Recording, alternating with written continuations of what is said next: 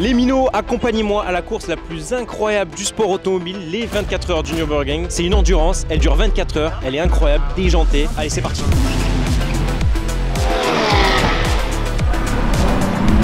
Bon, les minots.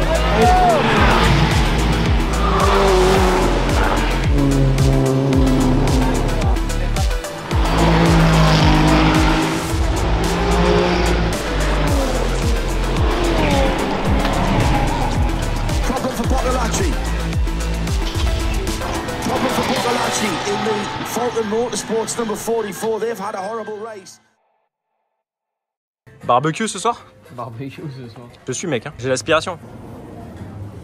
Bon, sur les saucisses.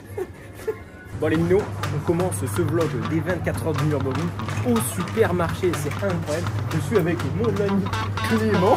Donc Clément est venu me chercher, il habite au Luxembourg et il va me prêter une petite caisse pour aller justement aux 24 heures du Nürburgring. Tu bosses dans quoi? Dans la boucherie? Je vends les voitures et je te les prête. Du coup, bon, bah, je vais aller avec une d'entre elles jusqu'au Nürburgring, c'est à peu près à 1h30 de voiture. 1h20, ouais. On est passé de genre quelques voitures à 50 voitures en stock. Ça sert à rien de parler pour rien dire, je vais vous montrer le showroom de suite. Allez, c'est parti. J'allais faire avec les saucisses. Ah merde. Ouais. Attends, je te fais une transition. Vas-y. Vas-y, flotte. Reprise immédiate, dépôt-vente, recherche personnalisée et vous pouvez les contacter juste ici.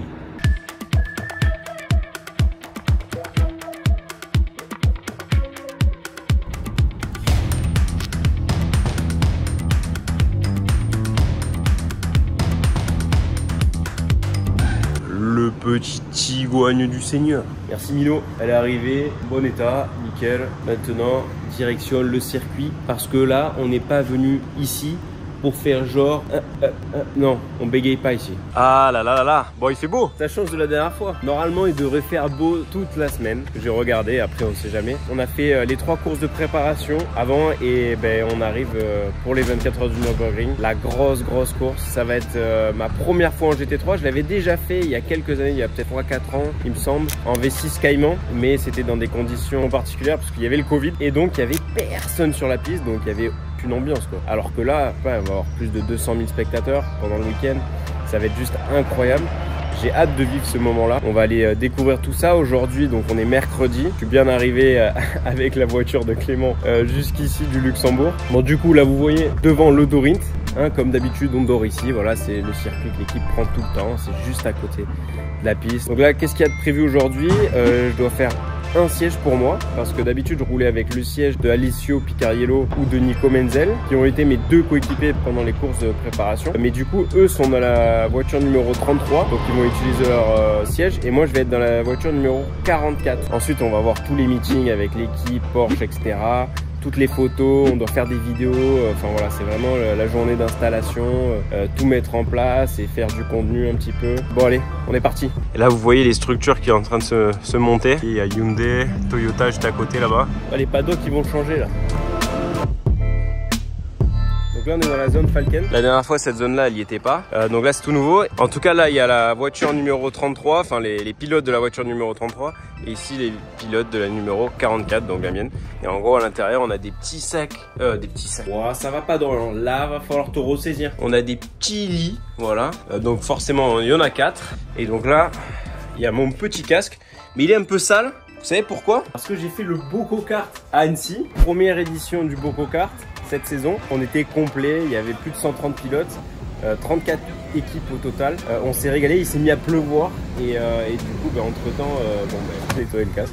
Donc là il va falloir que je nettoie l'extérieur. Au moins j'avais séché l'intérieur, mais l'extérieur il était toujours un petit peu sale. En plus je mettais les roues à l'intérieur, dans la terre. Du coup j'ai de la terre qui venait dans la tête. Mais c'était très sympathique. D'ailleurs si vous voulez venir sur un Boko Kart près de chez vous, je vous remets bien sûr le calendrier. On va finir en novembre sur le circuit de Brignoles dans le sud, pas loin de chez moi. On a Mechanicus, il y a Enjoy, il y a la confrérie du temps avec des montres, Smooth, des produits nettoyants pour les voitures. On a bien sûr un très gros lot de places pour le Grand Prix de Spa-Francorchamps. On a des stickers avec Stick Auto. On a des mini casques et des mini voitures. Et oui, on a des mini casques et des mini voitures. Beaucoup. Vous les avez aussi sur le site. Vous avez moins 10% avec Mino 10. Les tirages au sort, c'est que parmi les participants. Bon alors là, qu'est-ce qu'on a à faire? Donc là, en gros, on a le programme de la semaine. avec tout ce qui est détaillé, tout ce qu'on doit faire, les contacts de chacun, l'hôtel, il y a tout là-dedans. Ça permet de l'avoir, c'est en petit. On le glisse dans la poche, là, clic, et c'est bon. Ok, donc on est arrivé dans le stand de Limino. Voilà, il y a beaucoup plus de voitures dans le stand cette fois-ci. Normalement, on n'est que 3 voitures. On a du coup nos 2 voitures et après une autre équipe en Porsche Cup, du coup ici. Mais du coup là, on a aussi, je sais pas, ça doit être des GT4 ça, je pense. GT4 BMW là et ici. Au Nürburgring, en fait, tout le monde partage, même différentes équipes partagent le même box. Après, le but c'est qu'il n'y ait aucune voiture ici pendant la course des 24 heures. Et là, nous on va rouler du coup avec cette voiture là. Donc cette voiture là, vous savez qu'elle a le liseré rouge et les rétros rouges, bon on les voit pas pour l'instant. J'ai mon teammate là qui va faire son baquet là, ils sont en train de préparer du coup le sac, ils vont mettre le produit là-dedans et après ils vont le mettre dans le sac, toutes les petites billes et après ça va venir durcir les petites billes ensemble, justement faire la moulure du corps et après du coup c'est à mon tour.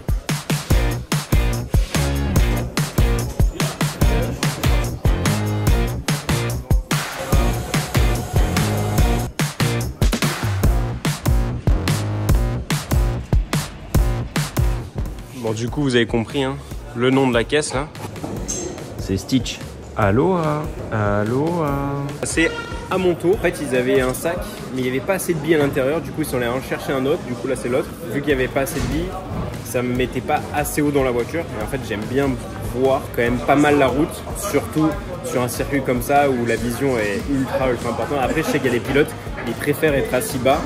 Moi, je préfère être assis un peu plus haut. Ça me permet aussi de voir un petit peu plus le gabarit de la voiture pour vraiment me rendre un petit peu plus compte de la dimension de la voiture. Justement, quand on a des dépassements un peu serrés ou on est assez proche d'une voiture à une autre voiture, ce qui arrive assez souvent avec tout le trafic qu'il y a sur ce circuit. Donc du coup, ils sont allés chercher un autre sac et puis on va commencer le siège pour moi. Là, on attend que ça durcisse bien là, parce que là, vous voyez, je plante le pouce, là, c'est encore un peu mou. Faut que ça durcisse un petit peu plus. Et après, ils vont faire toutes les découpes, comme d'habitude. Voilà, tout ça, on n'en a pas besoin. Sinon, ça gêne avec le coude là. Pour tourner, tout ça aussi, on va couper. Derrière aussi. Et voilà, ils sont en train de préparer toutes les roues. Là-bas, on a les pneus. Là, on a les jantes. Bien sûr, ici, vous savez qu'on a le droit à différents composés de pneus, c'est-à-dire des softs, des médiums, des hard, suivant la température. On va choisir tel ou tel pneu. Et donc là, il va certainement faire chaud. Donc les softs, je pense pas qu'on va beaucoup les utiliser, à part peut-être pour la qualif. Sinon, en course, en tout cas, je pense que ce sera soit des médiums, soit des hard, en fonction de la météo. Petite Subaru là, stylée, je crois qu'elle n'y était pas sur les courses précédentes, celle-là. Tous les Japonais, ils sont là, quoi. Voilà, du coup, on a fait l'administratif check et on a checké aussi le hands et le casque parce que j'ai pas eu besoin de tout montrer, ni les chaussures, ni les chaussettes, ni les sous-vêtements unifugés, ni la cagoule, ni la combinaison parce que du coup j'avais fait la course qualificative des 24 heures du Nürburgring avant. Par contre, toutes les personnes qui ne l'ont pas faite, du coup, doivent faire un check complet. En fait, il m'avait mis un autocollant juste ici, là, et j'en ai un autre aussi sur le hand. Là, j'ai ma licence française, internationale, et ensuite j'ai une licence permis A, justement pour rouler sur la Nordschleife. Et pour avoir celle-ci, il faut automatiquement faire du roulage avant dans des voitures moins puissantes, moins de 400 chevaux, faire 2 courses. Et ensuite, à partir du moment où tu as rempli des critères, c'est-à-dire faut finir dans les 50% meilleurs de la catégorie, il faut finir les courses, etc. Enfin, il y a des critères bien précis. Et aussi, il faut faire un e-learning. E-learning, c'est un test sur ordinateur qu'on a à faire avec plusieurs questions. Et en fait, vu qu'ici, il y a le code 60 qui existe nulle part ailleurs, il y a les doubles yellow flags, c'est limité à 120 km/h, ça aussi c'est un peu différent. Il y a plein de choses qui est complètement différent. Et du coup, en fait, il faut apprendre tout ça. Par exemple aussi le système des clignotants, qu'ils mettent un clignotant devant pour les voitures les plus lentes, qui indique là où ils vont aller justement, et nous on doit doubler là où du coup ils vont pas. Donc s'ils mettent clignotant à gauche, nous on doit doubler sur la droite. Parfois ils mettent pas de clignotant, mais voilà, ça c'est une règle. Il faut apprendre tout ça, il faut avoir 100% sur toutes les questions et après ils font un test et dans le test il faut avoir minimum 80%. Ils sont déjà flat out là-bas, musique à bloc et tout. Bon là, on part pour le photo shooting. Ah mais il y a la queue de fou. Là c'est photo studio. Good mate? We're on the vlog. Hein? Les minots, right? Les minots, yeah, you're the man. Oh, a bit more serious, mate. Waiting your turn. Taking way too long. Alors là, ils font la voiture 33 et après la 44. Double.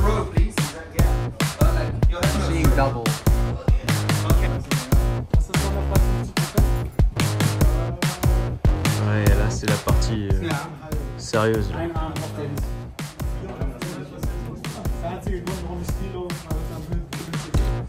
C'était drôle. Hein. On a fini les photos, du coup portrait des pilotes et de l'équipe, enfin de l'équipe des pilotes quoi. Et là on fait la photo de l'équipe mais générale, c'est-à-dire avec les voitures, les mécaniciens, ingénieurs et tout le staff. Et du coup ils nous attendent dans le virage numéro 1.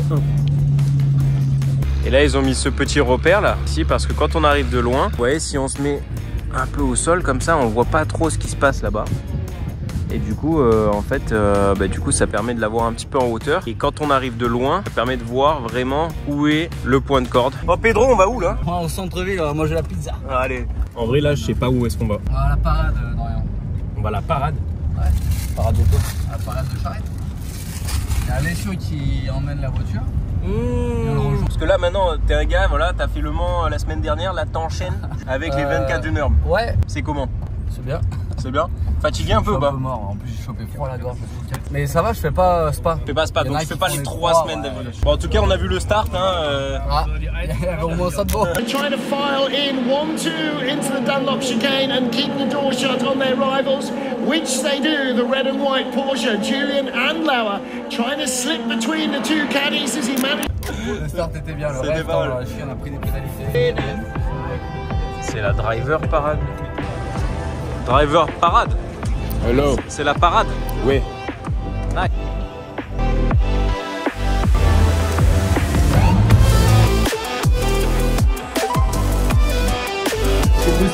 Voilà.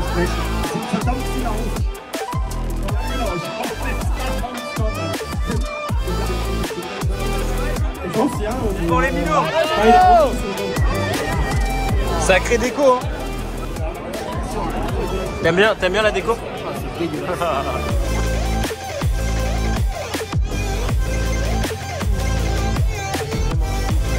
Donc là il y a toutes les caisses Porsche, enfin toutes les Porsche GT3 R. Et ensuite après on va voir les GT4 là-bas. En gros, vous voyez, il y a toutes les Porsche qui vont faire la course. Bien sûr, ils vont mettre la Grillo, j'imagine, devant. Nous, on est juste là-bas. Voilà. Là, comme vous voyez, la Grillo, eux, ils ont les Michelin. Et celle-ci aussi. Et nous, bien sûr, on a les Falcon. Et eux, ils ont les Pirelli là.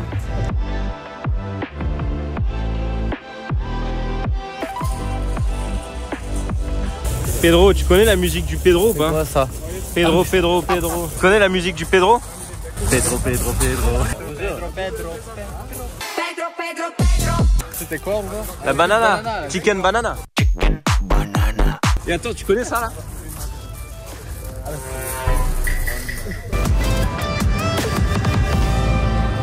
Petit room tour, bon, vous le connaissez, hein, du coup le Dorine pour ceux qui ont vu les autres vlogs. Toujours la même chambre, hein, parfait.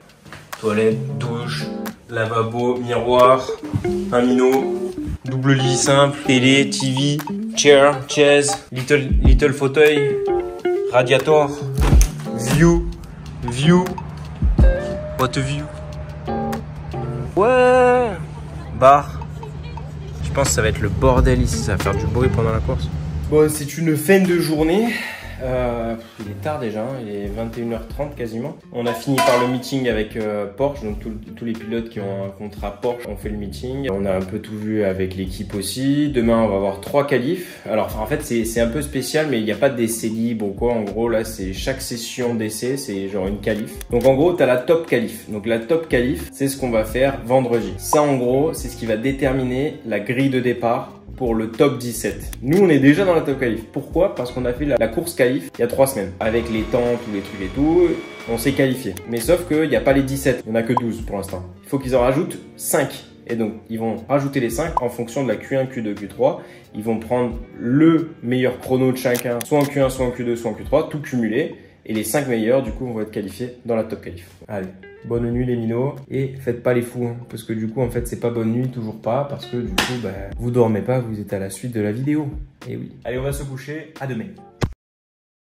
Salut les jeunes pousses, direction le petit déjeuner. C'est parti. Bon les minots, ça va ou quoi? Ça va, morning coffee? Morning coffee.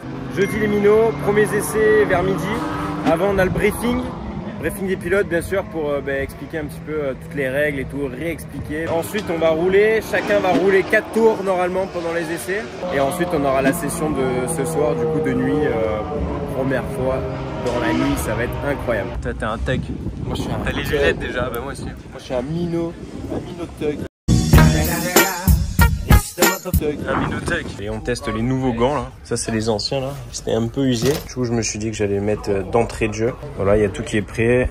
Cagoule, gants, casque, hands et les écouteurs. Là on est bon. Maintenant il faut attendre 20 minutes. La session commence à 13h. Il faut rentrer qu'à partir de 13h20. Parce que les 20 premières minutes, c'est fait pour ceux qui ne sont pas encore qualifiés pour avoir justement des tours plus clairs, qu'il y ait moins de trafic.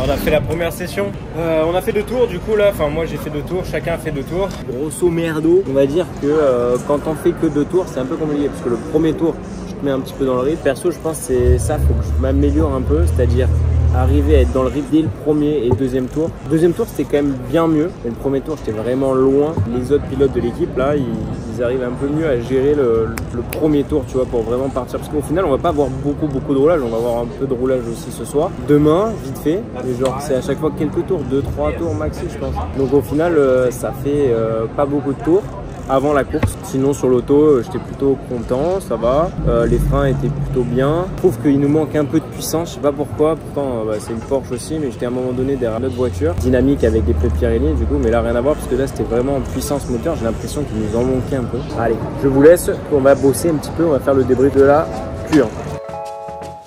Allez, on commence les petites notes. Là j'ai mon petit cahier, voilà, et ici j'ai plein de notes sur toutes les courses, tous les entraînements que j'ai pu faire cette année. Comme ça, dès que j'ai une question ou un truc que je me rappelle pas et que je retourne sur le circuit, paf, hop là je regarde. Et ça me permet de me souvenir mieux des choses. Parce que j'ai une mémoire où quand j'écris, j'arrive mieux à retenir. Aussi pour faire le rapport de la course après, parce qu'on fait toujours un rapport après la course qu'on envoie à l'équipe, au team et à Porsche pour bien se rappeler de chaque session, de ce qu'on a fait, etc., de nos ressentis. Du coup on note tout ici. On se repose un petit peu avant la session de nuit là. Je vais rouler à 22h, j'ai regardé hier, il va commencer à faire nuit, mais je suis pas sûr qu'il fasse nuit noir. La journée est longue, la journée est très longue. Là il est 20h, je pense que je vais fermer les yeux encore un quart d'heure et après on est parti, on va suivre un petit peu la session. Le soleil se couche petit à petit. On est parti, on va aller chercher le casque du coup dans l'Algeco et ensuite on va aller retourner au box. Là c'est le 3e pilote qui roule là et moi je vais rouler en 4e, mais je suis pas sûr qu'il va faire vraiment nuit noire.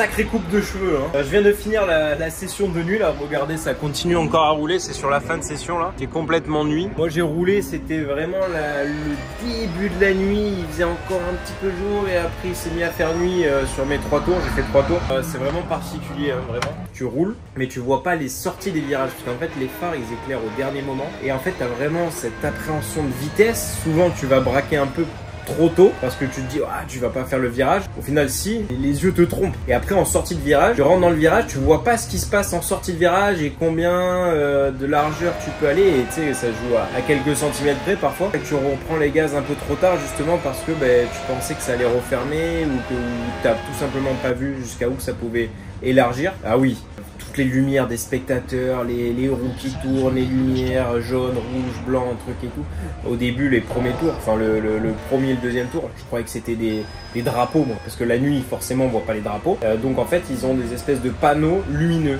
Il y a bien sûr le vert, le violet pour le code 60 quand on doit être limité à 60 et qu'ils doivent travailler sur la piste. Parfois, tu as des lumières extérieures qui sont pas dans la piste mais qui sont proches. Mais tu sais, quand tu arrives à bloc, franchement, tu sais pas si c'est dehors ou pas dehors. Après, tu captes assez rapidement. En tout cas, l'ambiance, c'est juste exceptionnel. Et j'ai hâte d'être samedi soir. En vrai, t'es vraiment tout seul, t'es dans ta voiture, l'adrénaline à bloc. Je pense qu'il faudra prendre un poil plus de risques. Là, j'ai pas encore pris de risque, mais vraiment, c'est le niveau de risque que tu vas mettre qui va te faire aller plus vite. Après, faut que ça passe, quoi. New Day. Et il fait beau, mais c'est quoi ce temps de folie ici en Allemagne? C'est de la folie.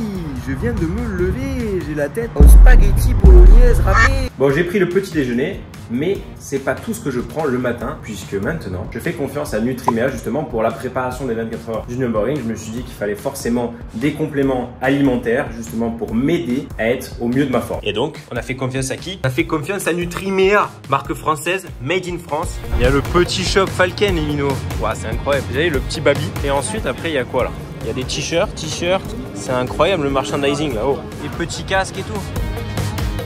En tout cas dans la top qualif, donc là c'est le top 17. L'objectif c'est forcément d'être positionné le mieux possible pour le départ. Donc là les 2 caisses sont en top qualif, donc ça c'est déjà top.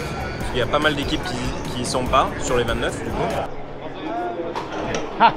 Oh il est là le zèbre. Ça part en top qualif, on a 2 tours, un pilote, il n'y a que 17 voitures sur le circuit donc pas de trafic. Et là c'est vraiment pure performance, donc on va voir vraiment où se situe.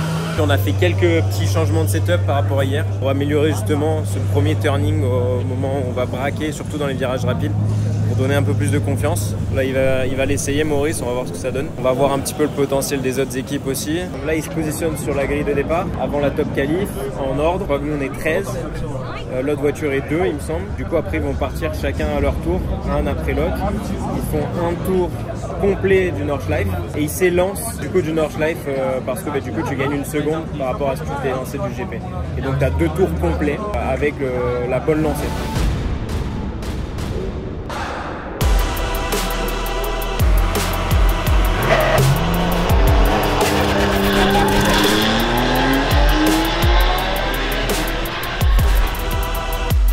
Drapeau rouge, Vantore dans le virage très rapide à gauche là, avant d'arriver à Ramberg.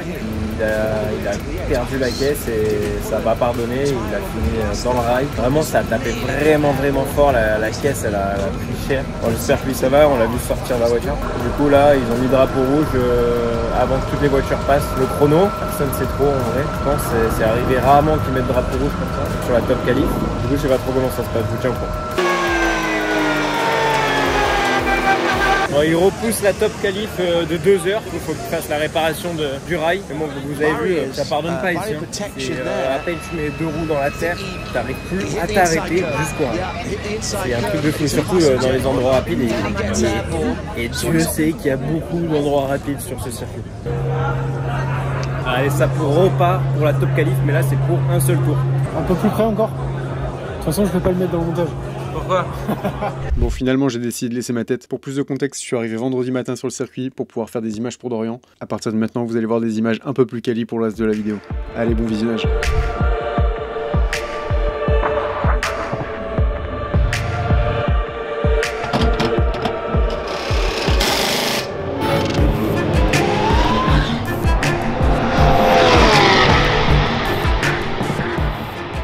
Bon, ben, pas de roulage pour moi aujourd'hui. Je me suis habillé en combi pour rien.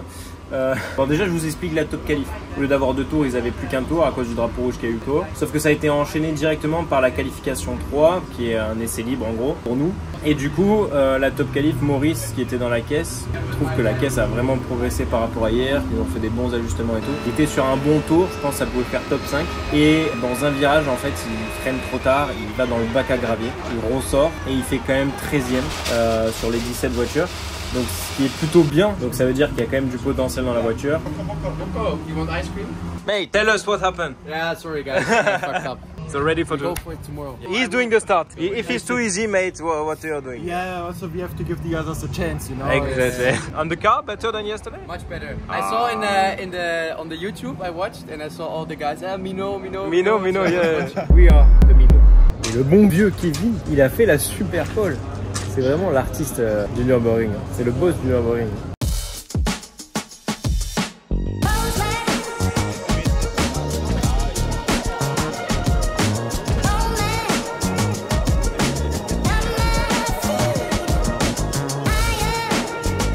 Bon, fin de journée, vendredi soir. Franchement, j'ai beaucoup trop roulé aujourd'hui. C'était vraiment épuisant. Stéphane, c'est qui Stéphane? S'il y a des Stéphane dans les commentaires, faites-lui signe s'il vous plaît. Faites-lui... Stéphane? Yeah.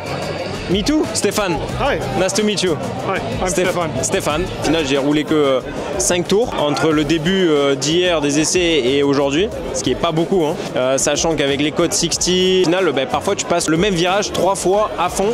Donc t'as pas beaucoup de possibilités de t'améliorer, on va dire. Ce qui est important, c'est après de rentrer, essayer de déconnecter, récupérer de l'énergie. Et puis demain à 16h, on va avoir la course. Et avant ça, on aura le warm-up, mais ça dure que 40 minutes.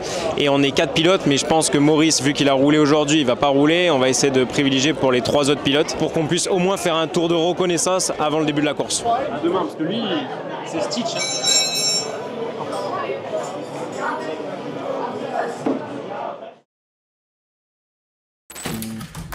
Beautiful weather, mais que se passe-t-il?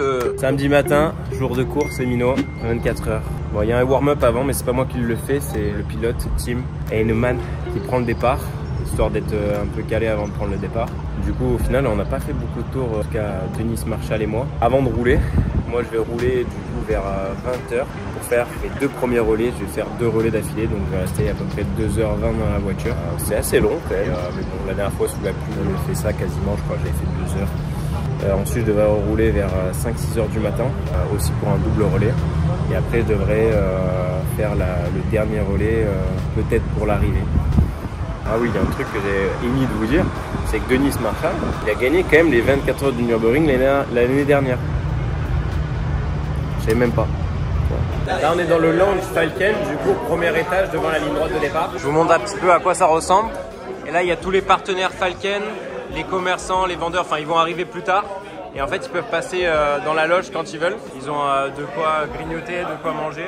Et là, on est venu les pilotes justement pour les rencontrer. Et aussi, il y a des journalistes pour faire quelques vidéos. Et attendez, vous savez qui tient? C'est Pedro qui tient le... Pedro, voilà. Allez, on remet la musique Pedro. Bon, là, on est en train de faire les derniers ajustements. On a testé les sièges. On est en train de tout mettre au point justement pour la course, pour faciliter les changements de pilote. Après, on a vachement de temps quand même. On a 2 minutes à l'arrêt au stand parce qu'ils doivent faire l'essence, ils doivent changer les pneus et c'est pas aussi pressé que les courses d'endurance, les autres courses d'endurance qu'on fait où on a que 45 secondes. Pour atteindre le box, là, c'est une dinguerie. Le monde qu'il y a. On va sur la grille de départ retrouver notre teammate. Ready for the race, mate? Yes, we are. Are you ready? That's the question. Yeah. Pedro, un petit mot avant le départ? Il fait chaud, on est prêt. On n'a pas beaucoup roulé quand même. Non, c'est vrai qu'on On n'a a pas peu le beaucoup. temps de transpirer encore. On n'a pas beaucoup. Mais bon, là, on va pouvoir rouler un petit peu là. T'as fait combien? 5 tours toi? Je crois que j'ai fait 4 et demi. Comment ça, 4 et demi? Ouais, ça va être une course pleine de challenge. Pleine de challenge, c'est ça qu'on aime. Le challenge. Challenger. Allez. Ok, on arrive à notre voiture. Si on y arrive. Elle est là la petite bête. Oh Mino, t'es prêt? Je suis prêt pour le départ. Allez, bon courage mec. Bon, il y a l'autre caisse ici qui part 4ème. Là. Comment il va le minot? On s'autofilme. On est prêt. En tout cas, il fait vraiment chaud. Je pense qu'on n'a jamais testé les pneus dans ces conditions-là. Donc je pense qu'il faut vraiment préserver les pneus avec cette chaleur-là, plus que d'habitude. Il faut espérer que ça tienne et que tout tienne jusqu'au bout. There is a little bee. Oh my.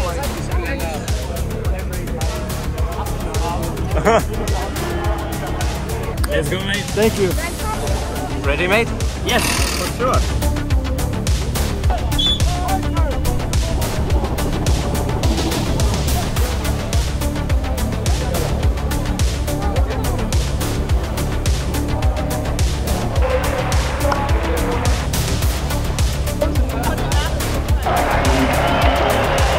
Bon, le départ ici, ça se passe comme d'habitude sur les autres courses avant. Il y a 3 groupes au départ, les voitures GT3, ensuite les autres voitures, un deuxième groupe et un troisième groupe avec les voitures les moins puissantes. Donc moi je roule vers 20h30 à peu près, mais ça peut reculer avec les codes 60. On sent que c'est vraiment un événement de folie, quoi. Tu vois le monde qu'il y a, l'enthousiasme qu'il y a. La difficulté de l'événement, beaucoup de respect entre les teams, les pilotes et tout. Ça me met les frissons carrément. Et forcément, bah, tu as envie de bien faire, donc tu as la pression qui monte petit à petit, mais il faut savoir justement arriver à la diminuer en pensant aux choses que tu dois faire, aux choses importantes. Et puis, regardez le beau ciel bleu qu'on a quand même. Ça, c'est une chance en vrai. Of the 24 hours on the Nürburgring, and it is a good getaway from the lights going out. 4 Thomas Preining further back, 4 and maybe 5 abreast, and all of these SP9 cars just being kicked up as well by the number 48 Porsche and Black Falcon. And this is the pinch point. Are they all going to be able to get around the tyre stack into turn 2 at the Yokohama S? On est 11 et la BM elle nous a passé une vitesse dans la ligne droite. Trop d'écart de mouvement.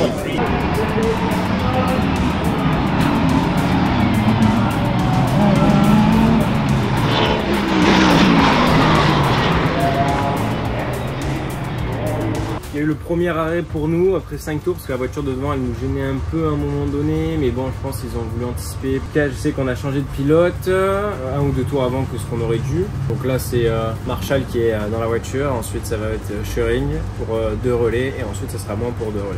Voilà, donc là j'ai 30 minutes devant moi avant de faire une interview, donc du coup je vais je pense me reposer, faire un peu les yeux, m'étirer un petit peu aussi. Je sens les jambes elles sont un peu lourdes et puis m'hydrater.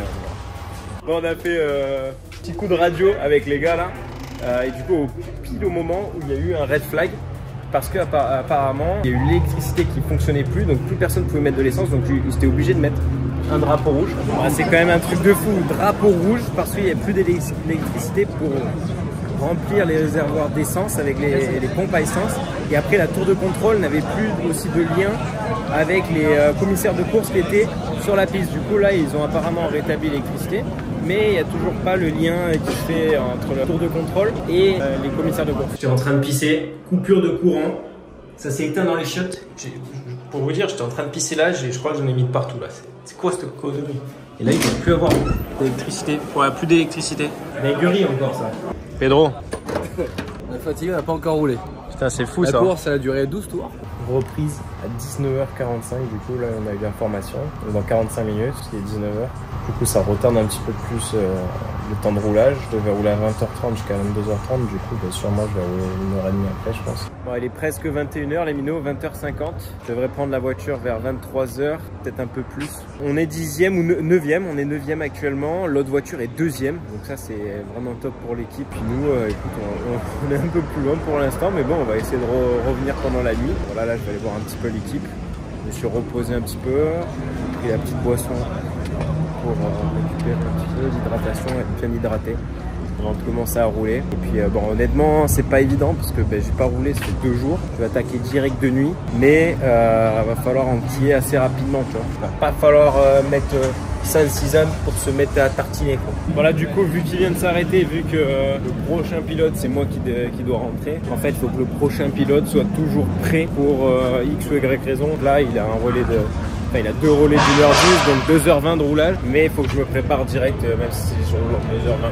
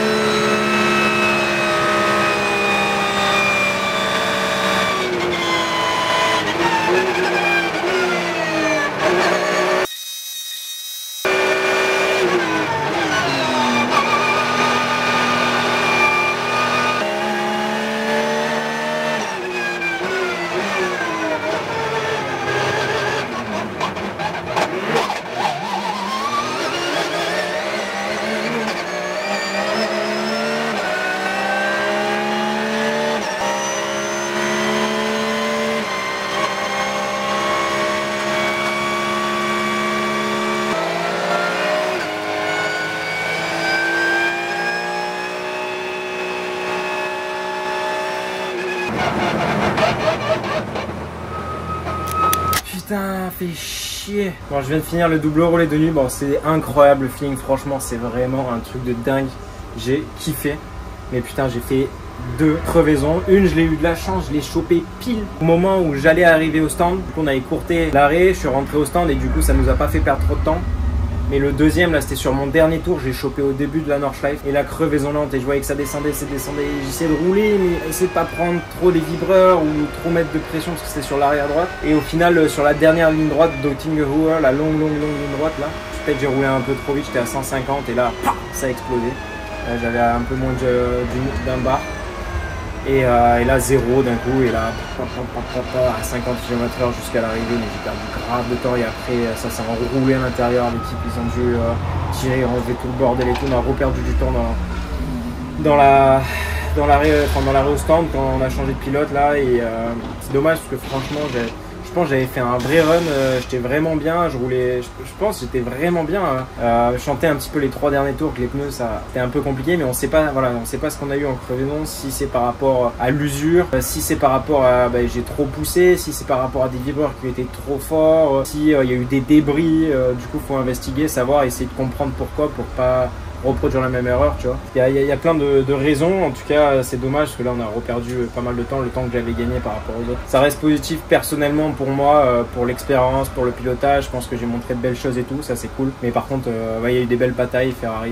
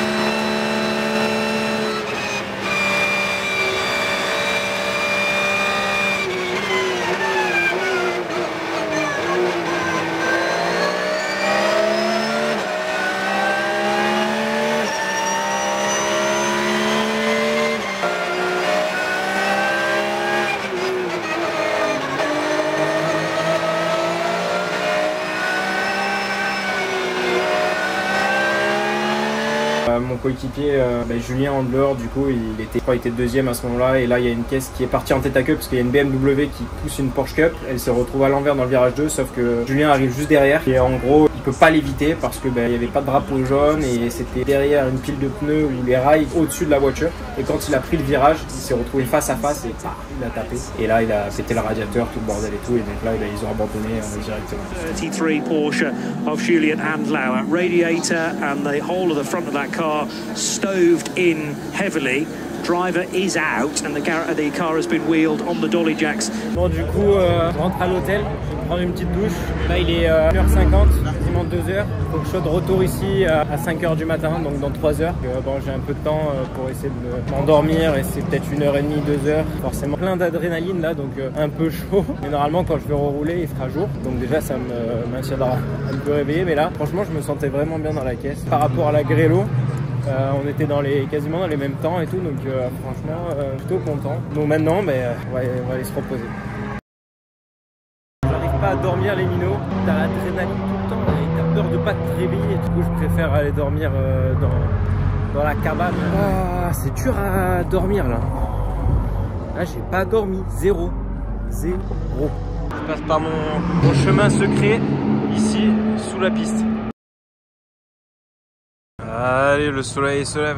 Je crois que j'ai dormi peut-être 10 minutes, 20 minutes. L'auto a l'air de marcher. J'ai eu Marshall là, il m'a dit que c'était pas mal. Prendre un café après, je pense. Faut boire, s'hydrater. J'ai vraiment la tête dans le cul. Ça va, je roule dans 1h30 à peu près. Du coup, Tim, qui est roulé après moi, il a eu aussi une crevaison. Et à force d'avoir ça, du coup, on s'arrête souvent avant.